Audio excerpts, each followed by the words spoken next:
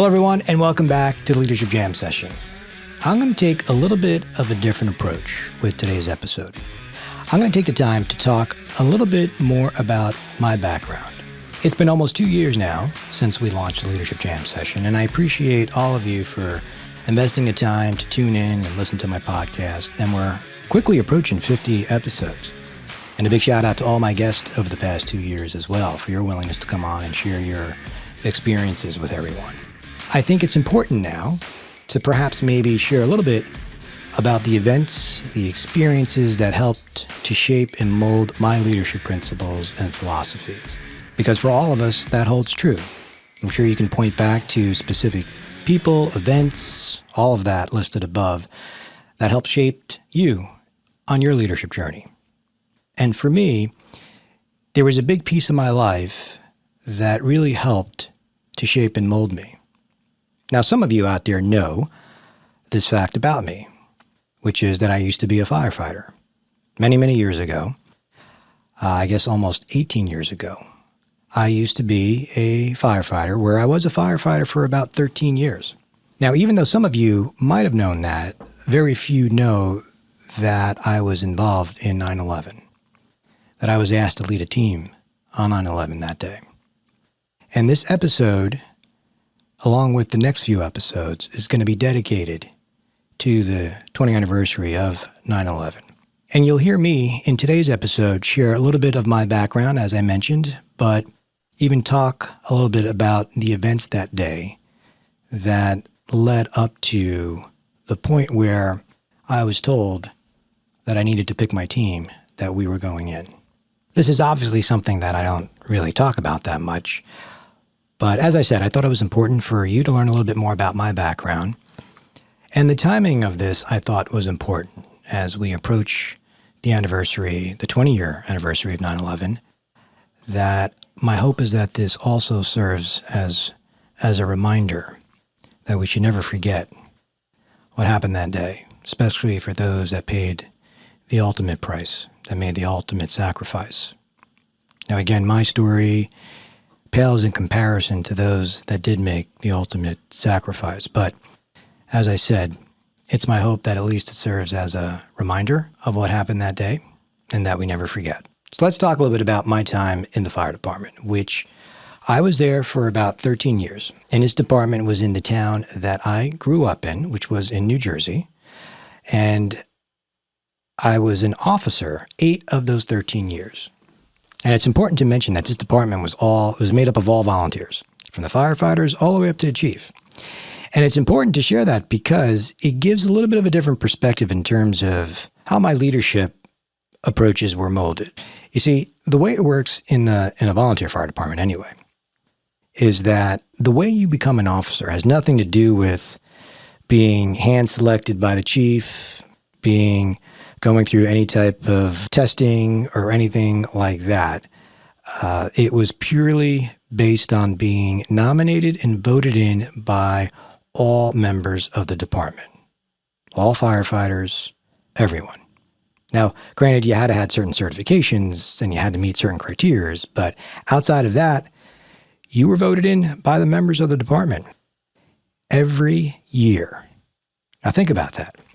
It is a very humbling experience, sitting there every year, waiting to see, do the men and women you lead, do they have the confidence and do they trust you enough to allow you to continue to lead them? As I said, that is a very humbling experience. Now, what that also speaks to is the fact that if you're men and women, if you're leading them into a dangerous situation, no matter what awaits you, rest assured, they want to know that you have the chops and that you have their trust to lead them through that. It has nothing to do with how much people like you, has nothing to do with whose camp are you in. None of that matters. Your people either respect and trust you or they don't. And if not, you're out. It's as simple as that. And we went through that process every year. Officers were nominated and voted on. And that was something that really impacted me and shaped and molded my entire approach to leadership. Because what I learned, and I didn't realize this then, it was only years later as I reflect back, what I realized going through that experience was it taught me that I should never take my people for granted. It also taught me that my number one responsibility is to my people. It's not about how popular I am. It's not about who I am trying to impress.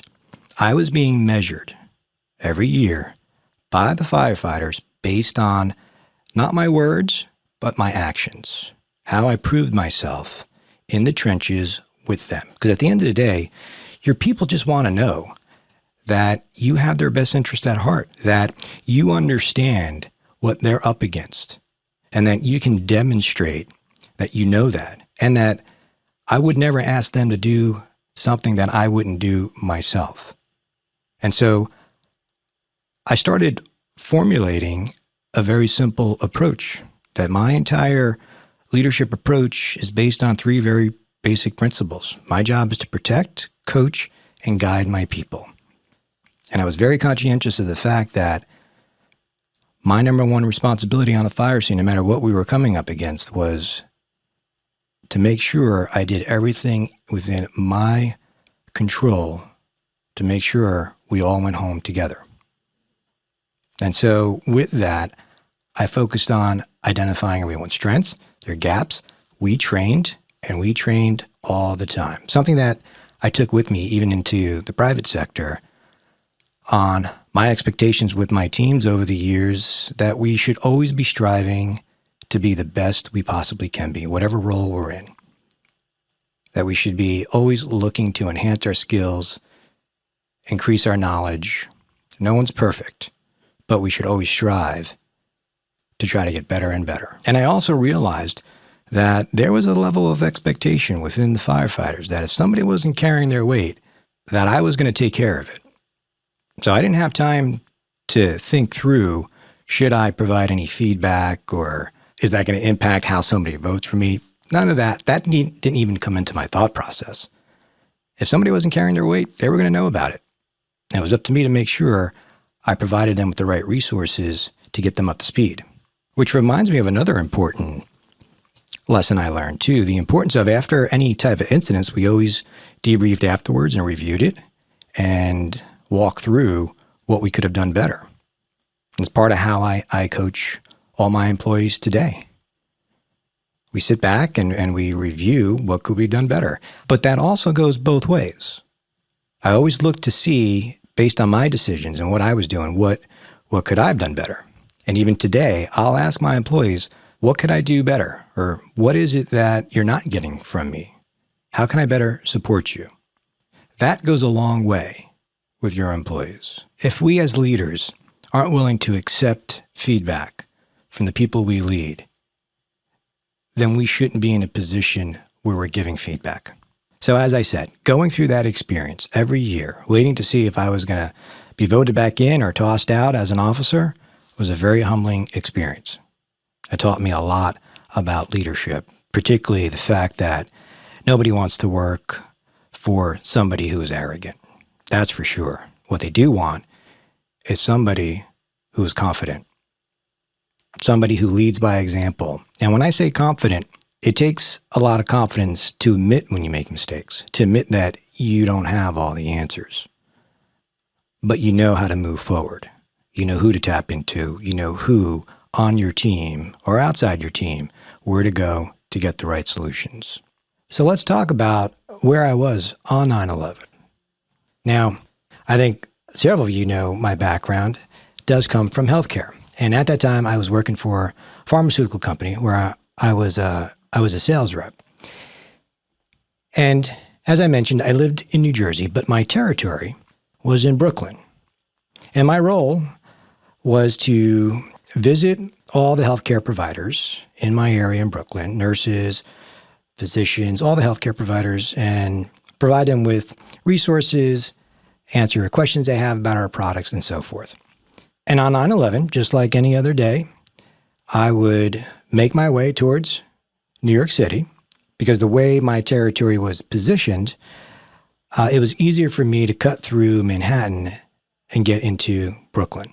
And the way I would make my way into Manhattan was through the Holland Tunnel, which is located in Lower Manhattan, north of the financial district. So the towers were right there. They're very visible from the Holland Tunnel.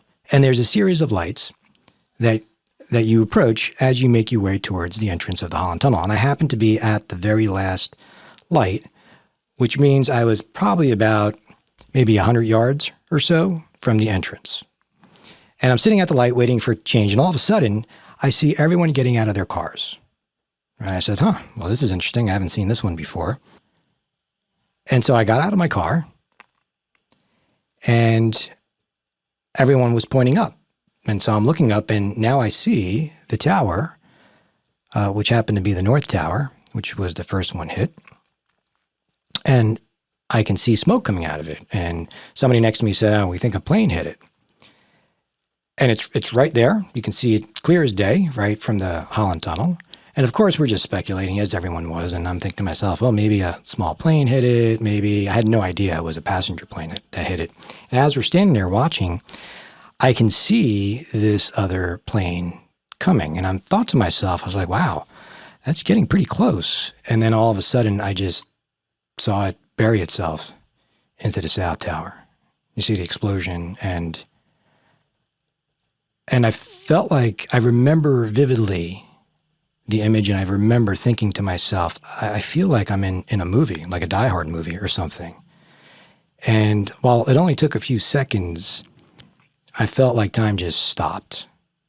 And then I realized everyone around me was starting to scream, and people started yelling to get away from the Holland Tunnel. Obviously, at that point, we knew exactly what was going on. And some of you may not even realize this, but a few years before that, there was a plot to blow up the Lincoln Tunnel, which was stopped. But that was still, at that time, fresh in everyone's mind, as it was in mine, too, because everyone was starting to scream, get away from the tunnel, and so forth. So fortunately, where I was located, I was positioned where I could easily cut across. There's a series of gas stations separating the entrance versus the outbound. And I was able to cut across and work my way back home, and still reeling from what I just saw. And as I'm traveling home, all I saw approaching, heading into the city, were just streams of undercover, what I assume was FBI or whoever. You just saw police and all kinds of equipment pouring in that direction. And again, I didn't live that far from the city. Although it took me, usually on a good day, an hour to get in, I was probably home within 20 minutes or so, maybe half hour. And I walked inside, and my wife happened to be home that day. I forget the reason why, but I think she was waiting for a delivery or something, and she had the TV on, and I can see her. She was crying. Obviously, it was horrifying to see it. I went upstairs and changed, and I think at that point, as I came down, or soon after, the first tower collapsed. And I looked at my wife and I said, I'm going to head to the firehouse. It's not uncommon sometimes when some major events where we might have some connections behind the scenes and get some more information. And I said, I'm just going to go up there, see if there's anybody around, and see if I can find out anything more. And I told her I'll be back soon. As I was driving there, seeing the tower collapse, the realization started to hit me that I was probably 10 minutes away from actually being close to that area. And here's the reason why. As a sales rep, pharmaceutical sales rep, at that time, I would get a lot of supplies shipped to me, at least anywhere between 30 to 40 boxes a month. Too much to keep in my house, so I had a storage unit in the town that I lived in, and about once a week I would stop by there to resupply. And it just so happens, on 9/11, I stopped by my storage unit to get some supplies, which delayed me about 10 minutes. And so remember what I said, I was basically a couple hundred yards, about 100 yards or so from entering the tunnel. If I never stopped for my supplies, I would have been through the Holland Tunnel on Canal Street, north of the towers. And the reason why I share this is because they obviously shut down, as soon as it happened, they shut down the tunnels and the bridges. I would have been stuck there. And just like any firefighter would have done, I would have tried to get as close as I can, parked my car, and tried to walk as close as I can. Now, let me clarify. When I say that, it's not that I was going to jump in and help at that point in time. All right, the tower didn't collapse yet. To be clear, we're talking about FDNY, New York City Fire Department, probably one of the best fire departments in the world. Trust me when I tell you, there's of no value that I'm going to bring walking up to the scene that's going to help them. These are the best of the best. Any firefighter would have just walked up just to observe. Again, I'm someone who is very curious. I'm someone who likes to watch, observe, and learn from others.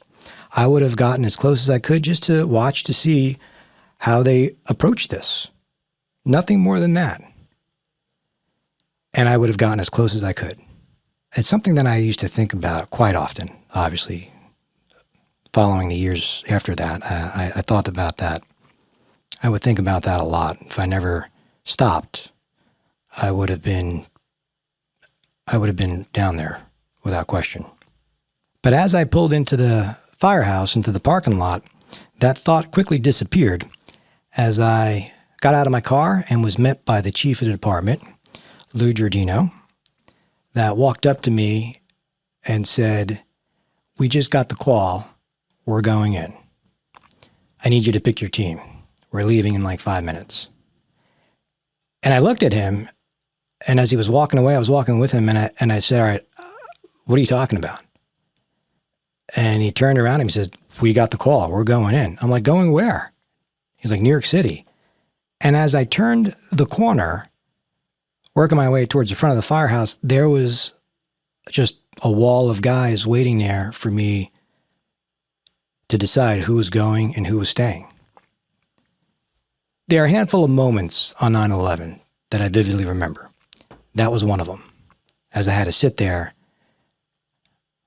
and try to decide who was going, try to even just process the fact that we were going into New York.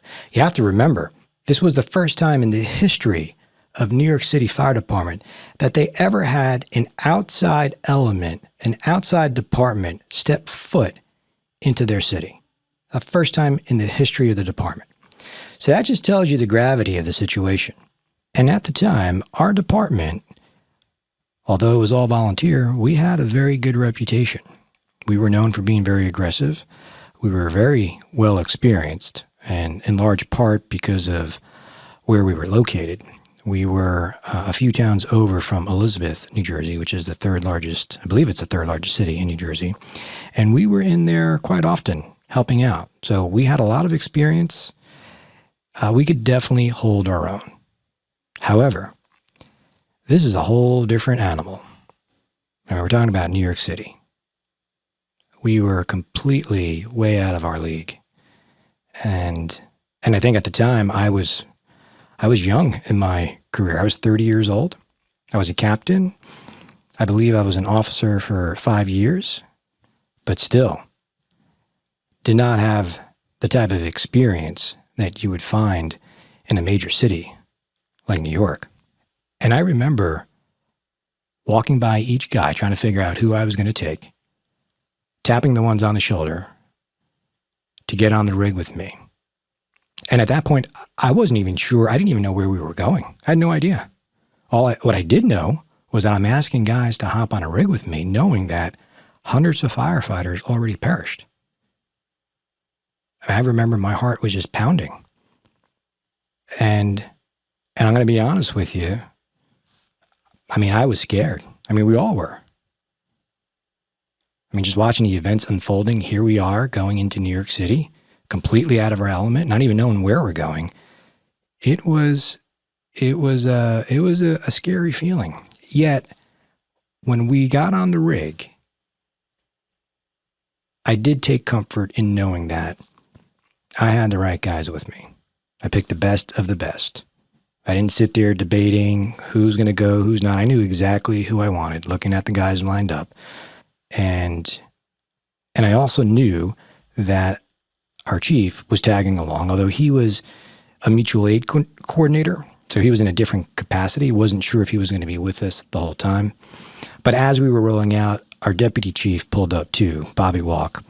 And I actually threw a couple more guys in his car just for good measures, because I wanted to make sure I took the right guys. I wanted to make sure I had enough guys, but I wanted to make sure I had the right guys too. So we started making our way to the first staging area, which was the Goethals Bridge. This was located in Elizabeth, New Jersey. It's a bridge that connected New Jersey to Staten Island. So the first staging area was actually on this bridge. Now, the town I grew up in was one of 21 towns, and each town was going over as a task force, each town sending one team. And I remember we arrived at the Goethals Bridge. We hopped out of the rig, and at this time, the second tower collapsed. And just to give you some perspective, 90 minutes prior to that, it was a normal day, just like all of you. I was at the Holland Tunnel, and 90 minutes later, I was right back, except looking at a very different scene. Looking at half a city that I couldn't see anymore, that was covered in smoke and debris. And as we were standing there, waiting for the rest of the task force to arrive, my phone rang, and it was my wife. And if you recall, the last time I spoke to her, which was probably 20 minutes prior to me standing on that bridge, I told her that I was going to the firehouse just to check in and I'd be back soon. So now I'm explaining to her on the bridge what's going on and that we had no idea where we were going yet. And as we were talking, the line went dead. And at that point, all the cellular service went out in the area. So I put my phone away, and the rest of the task force by that point arrived, and we all hopped on a rig and we started heading into New York. And I do remember, this is one of those other moments I remember, where as we're driving across the bridge into New York, as far as I can see in front of me and as far as I can see behind me, just a convoy of emergency equipment and teams moving in. And that's just a testament to not only who we are as a country, but even just to give you an idea of the willingness of the emergency services, all the men and women who come together at a moment's notice to do what's needed to get done. And what you'll hear on the next episode, which will air this Friday, September 10th, you'll hear from some of the guys that were with me on that day. And you'll hear some stories from their perspective on what they remembered most on that day during our time in New York. And you're going to hear a little bit of a different perspective. You see, when the towers collapsed, it wiped out a significant amount of resources for New York City. And as a result, they had to bring down, obviously, a lot more equipment, manpower. Many of the firehouses throughout New York were empty. And so that's where they utilized all the resources outside of New York City. Fire departments from across New Jersey, Long Island, all moved in to help out. Some went down to ground zero. Many were sent to fill the empty firehouses just to handle some of the day-to-day calls that were coming in, which is how we were used. And so what you're going to hear on the next episode is some of the stories and some of the perspectives of what went on behind the scenes, riding with and spending time with New York City firefighters. And so we'll pick this back up right where we left off with some of the guys who were with me as we moved into the next staging area in Staten Island where we got our assignment. Thanks again for taking the time to hear a little bit more about my background and how it relates to 9/11. And we'll continue this discussion on the next episode, which will air this Friday, along with some of the firefighters who were with me, as we use our stories as a tribute to make sure we never forget what happened on 9/11. Thank you.